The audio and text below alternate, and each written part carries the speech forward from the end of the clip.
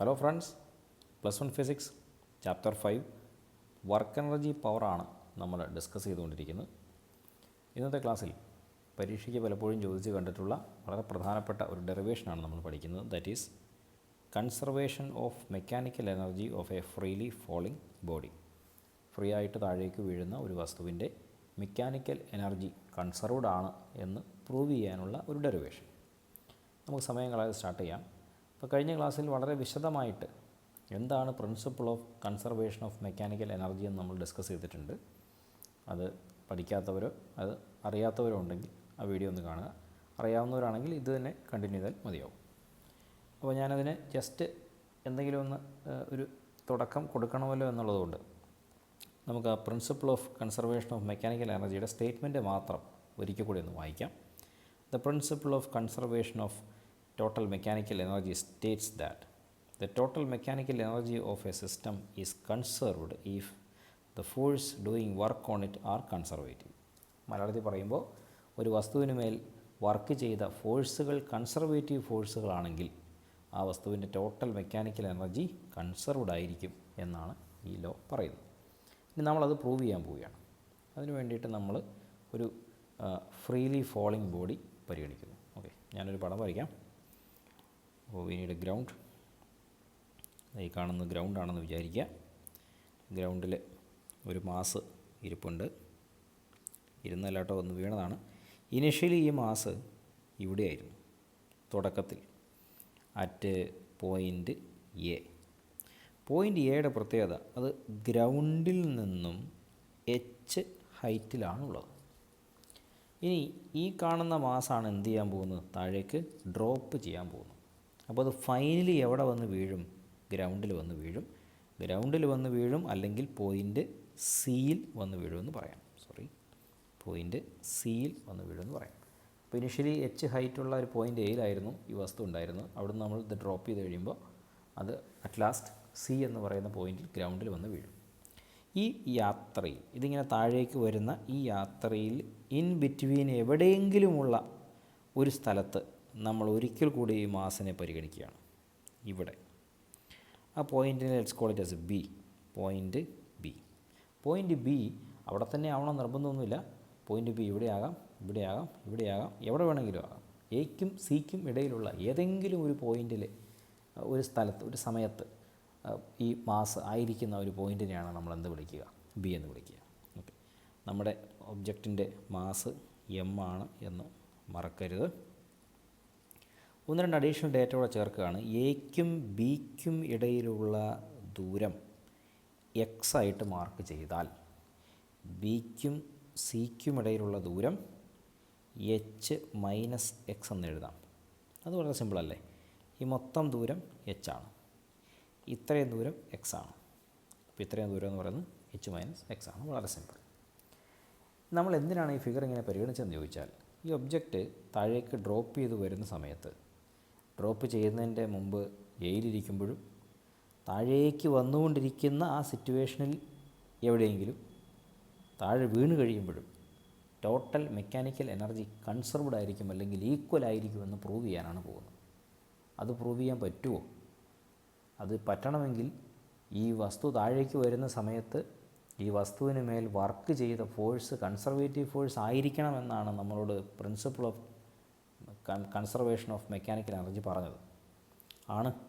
കാരണം ഈ വസ്തുവിനെ താഴേക്ക് വരുവാനായി ഈ വസ്തുവിന് മേൽ ഏൽപ്പിക്കപ്പെടുന്ന ഫോഴ്സ് എന്ന് പറയുന്നത് ഗ്രാവിറ്റേഷൻ ഫോഴ്സാണ്. അതൊരു കൺസർവേറ്റീവ് ഫോഴ്സാണെന്ന് നമ്മൾ കഴിഞ്ഞ ക്ലാസ്സിൽ വളരെ വ്യക്തമായിട്ട് പഠിച്ചതാണ്. അപ്പോൾ ആ ഗ്രാവിറ്റേഷൻ ഫോഴ്സ് ഒരു വർക്ക് ചെയ്യുന്നതുകൊണ്ടാണ് മൂപ്പര് മുകളിൽ നിന്ന് താഴേക്ക് വീഴുന്നത്. അപ്പോൾ ഉറപ്പായിട്ടും ഒരു കൺസർവേറ്റീവ് ഫോഴ്സാണ് മാസിന് മേൽ വർക്ക് ചെയ്യുന്നത്. ഈ മൂന്ന് സാഹചര്യങ്ങളിലും ഈ ഒബ്ജക്റ്റിൻ്റെ ടോട്ടൽ മെക്കാനിക്കൽ എനർജി എങ്ങനെ ആയിരിക്കണം?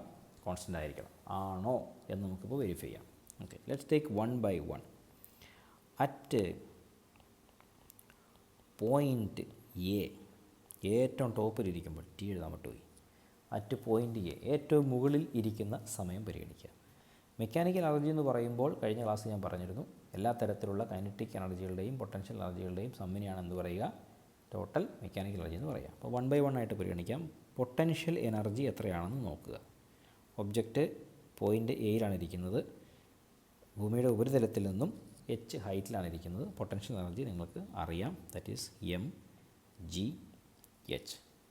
ക്ലിയർ? ദെൻ കൈനറ്റിക് എനർജി എത്രയാണ് പോയിൻ്റ് എയിലിരിക്കുമ്പോൾ? ആ കൈനറ്റിക് എനർജി 0 എന്ന് ഞാൻ എഴുതും. അങ്ങനെ എഴുതാൻ കാരണം initial velocity u equal to 0 ആണ്.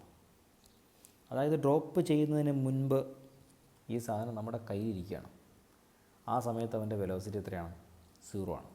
വെലോസിറ്റി 0 ആണെങ്കിൽ കൈനറ്റിക് എനർജിയുടെ ഇക്വേഷൻ ആയ ഹാഫ് എം വി സ്ക്വയറിൽ ഈ വി സ്ക്വയറിൻ്റെ വാല്യൂ എത്രയായി? 0 ആയി. സ്വാഭാവികമായിട്ടും കൈനറ്റിക് എനർജി ഈക്വൽ ടു 0 എന്ന ആൻസറിലേക്ക് വരും. അങ്ങനെയാണ് കൈനറ്റിക് എനർജി 0 ആയത്. സോ വളരെ സിമ്പിളായിട്ട് നമ്മൾ മെക്കാനിക്കൽ എനർജി എഴുതുന്നു. Mechanical energy equal to potential energy plus kinetic energy, or mechanical energy equal to potential energy അറിയാം mgh plus 0, or mechanical energy equal to mgh.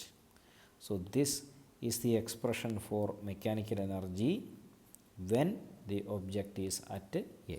ഏറ്റവും മുകളിലിരിക്കുമ്പോഴുള്ള മെക്കാനിക്കൽ എനർജിയുടെ ഇക്വേഷനാണ് എഴുതിയിരിക്കുന്നത്. ഇത് നമ്മൾ താഴേക്ക് വരുന്ന ആ പാതയിൽ ഇൻ ബിറ്റ്വീനുള്ള ഏതെങ്കിലും ഒരു പോയിൻ്റായ ബിയിൽ വസ്തുവിൻ്റെ മെക്കാനിക്കൽ എനർജി എത്രയാണെന്ന് നോക്കാം. So next case, at point B. ഓരോന്നായിട്ട് പരിഗണിക്കാം. ഫസ്റ്റ് പൊട്ടൻഷ്യൽ എനർജി നോക്കുന്നു. That is equal to potential energy നോക്കുമ്പോൾ ഇവിടെ ശ്രദ്ധിക്കുക, വസ്തു ഇപ്പോൾ പോയിൻ്റ് ബിയിലാണ്. പോയിൻ്റ് ബി എന്ന് പറയുന്നത് ഗ്രൗണ്ടിൽ നിന്നും h-x എന്നുള്ള ഹൈറ്റിലാണ്.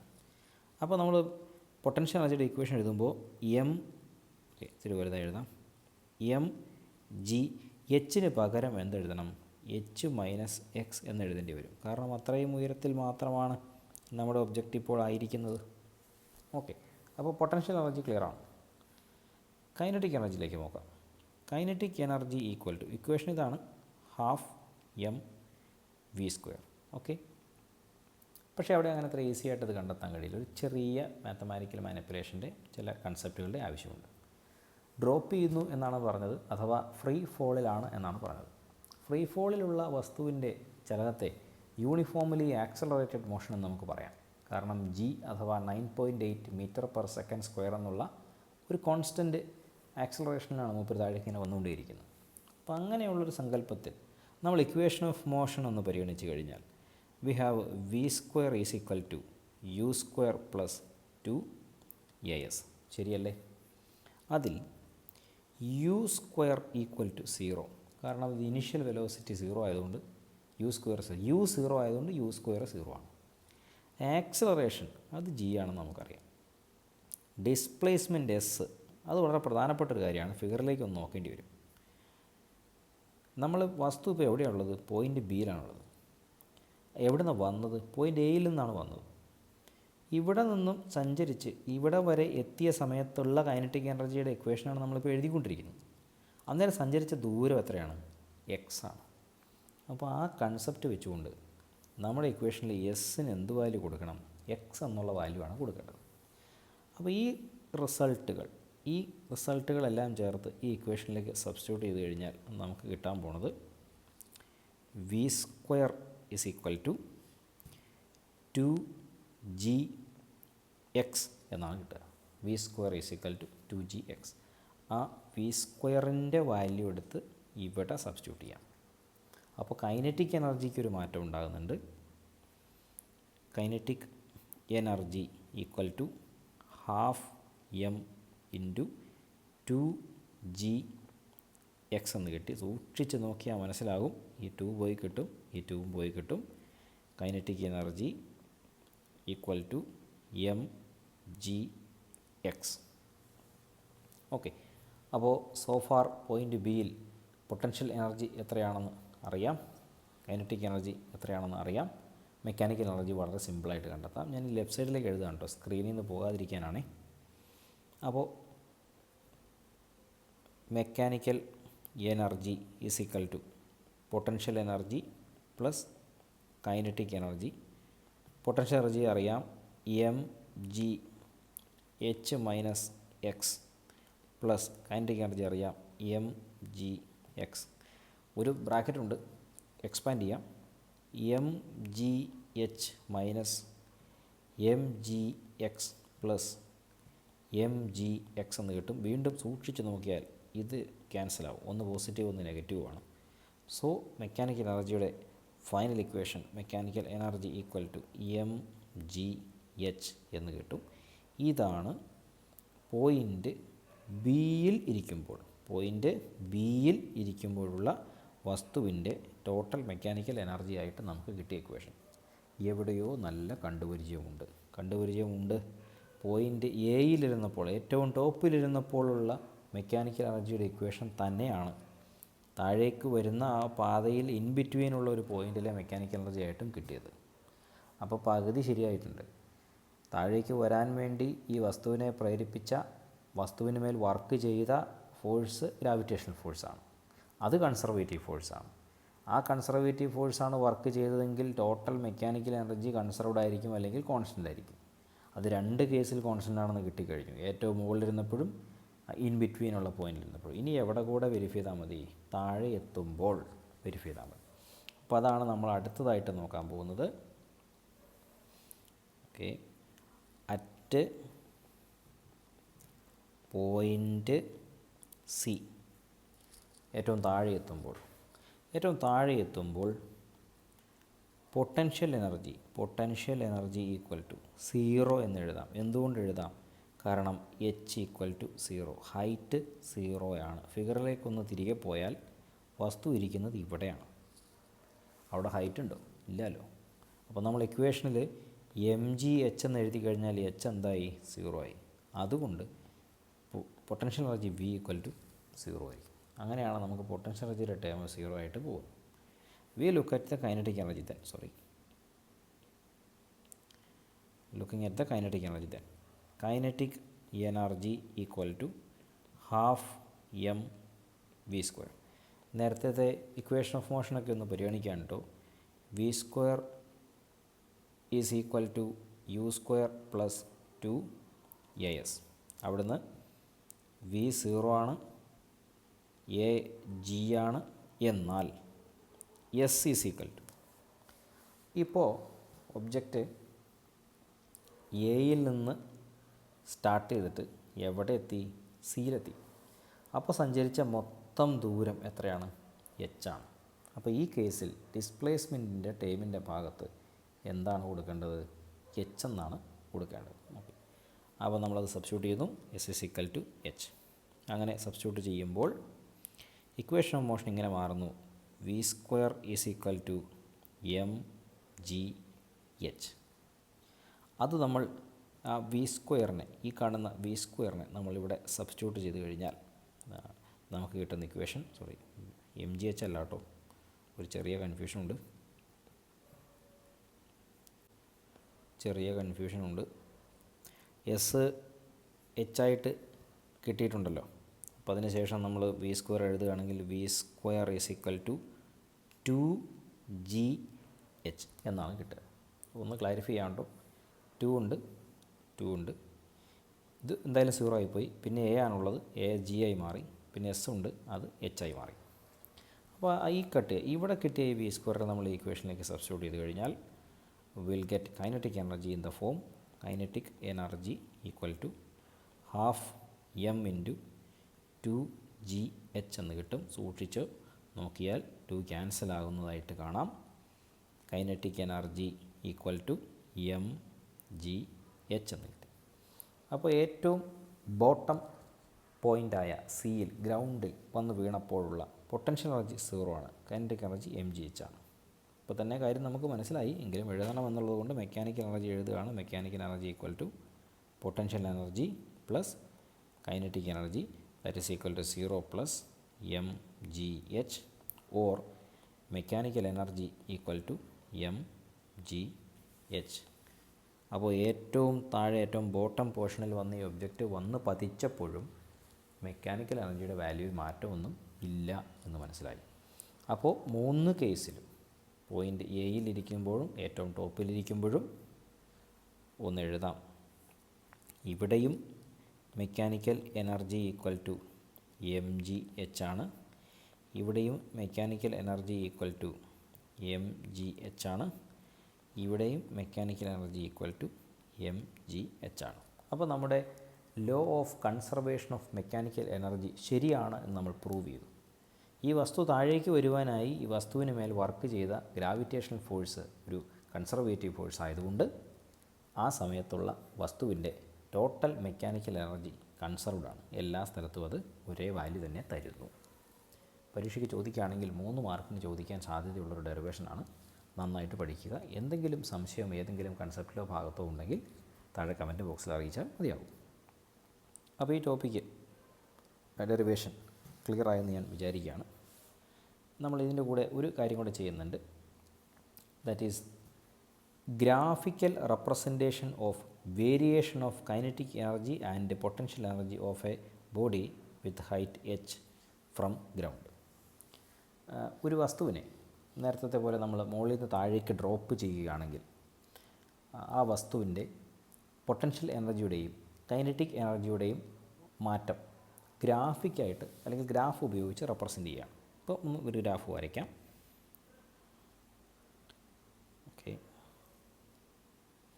ഓക്കെ മുകളിൽ നിന്ന് താഴേക്ക് വരുന്ന ഈ വസ്തുവിൻ്റെ മെക്കാനിക്കൽ എനർജിയിൽ മാറ്റമൊന്നും ഇല്ല എന്നാണ് നമ്മളിപ്പോൾ പ്രൂവ് ചെയ്തത്. അപ്പോൾ ഞാൻ ആ മെക്കാനിക്കൽ എനർജിയുടെ ഗ്രാഫ് ആദ്യം വരയ്ക്കാം. This is the mechanical energy. This is mechanical energy. അത് കോൺസ്റ്റൻ്റ് ആണ്. അതുകൊണ്ട് അത് എക്സ് ആക്സിസിന് പാരലായിട്ട് വന്നത് കോൺസ്റ്റൻ്റ് ആണ്. ഏതൊരു പോയിൻ്റ് ആക്സിസ് മാർക്ക് ചെയ്യാൻ മറന്നു പോയിട്ടോ. ഇവിടെയുള്ളത് ഹൈറ്റാണ്. ഹൈറ്റ്. ഇവിടെയുള്ളത് എനർജിയാണ്. വൈ ആക്സിസിൽ എനർജിയാണ്, എക്സ് ആക്സിസിൽ ഹൈറ്റാണ്. അപ്പോൾ ഏതൊരു ഹൈറ്റ് പരിഗണിച്ചാലും you consider any height, mechanical energy എന്ന് പറയുന്ന ഒരു കോൺസ്റ്റൻ്റ് ആണ്. അതുകൊണ്ടാണ് അത് എക്സ് ആക്സിസിന് പാരലായിട്ട് വരച്ചത്. ഇനി പൊട്ടൻഷ്യൽ എനർജിക്ക് എന്താണ് പറ്റുക നോക്കാം. നമ്മുടെ ലോജിക്ക് ഒരു അല്പം ഉപയോഗിക്കണം. ഹൈറ്റ് 0 ആകുമ്പോൾ എന്ന് പറഞ്ഞാൽ ഒബ്ജക്റ്റ് എവിടെയാണ് ഇരിക്കുന്നത്? ഒബ്ജക്റ്റ് ഗ്രൗണ്ടിലാണ് ഇരിക്കുന്നത്. ആ സമയത്ത് നമ്മുടെ പൊട്ടൻഷ്യൽ എനർജിയുടെ വാല്യൂ എത്രയാണ്? 0 ആണ്. അപ്പോൾ ഹൈറ്റ് 0 ആകുമ്പോൾ പൊട്ടൻഷ്യൽ എനർജി 0 ആകും. അപ്പോൾ ഒറിജിനിൽ തന്നെയാണ് പൊട്ടൻഷ്യൽ എനർജിയുടെ ഗ്രാഫ് സ്റ്റാർട്ട് ചെയ്യേണ്ടത്. ഇനി ഏറ്റവും മുകളിൽ ചെല്ലുമ്പോൾ പൊട്ടൻഷ്യൽ എനർജി എത്രയാവും? പൊട്ടൻഷ്യൽ എനർജി മാക്സിമം ആവും mgh. ആ സമയത്ത് കൈനറ്റിക് എനർജി എത്രയാണ്? കൈനറ്റിക് എനർജി ഇല്ല, ഇത് ഏറ്റവും മുകളിലാണ് ഇരിക്കുന്നത്. അപ്പോൾ അതുകൊണ്ട് തന്നെ നമ്മൾ പൊട്ടൻഷ്യൽ എനർജിയുടെ ഗ്രാഫ് വരയ്ക്കുമ്പോൾ അത് ഒറിജിനിൽ നിന്ന് സ്റ്റാർട്ട് ചെയ്ത് മെക്കാനിക്കൽ എനർജിയിലേക്ക് എത്തുന്ന പോലെ ആയിരിക്കണം. ഈ ഒരു പോയിൻറ്റിൻ്റെ പ്രത്യേകത, ഇവിടെ എനർജി എന്ന് പറയുന്നത് mgh ആണ്. ആ mgh അത് മെക്കാനിക്കൽ എനർജി തന്നെയാണ്. ആ mgh മുഴുവനും പൊട്ടൻഷ്യൽ എനർജിയുടെ പാർട്ടാണ്. This is potential energy. അവിടെ കൈനറ്റിക് എനർജി 0 ആണ്.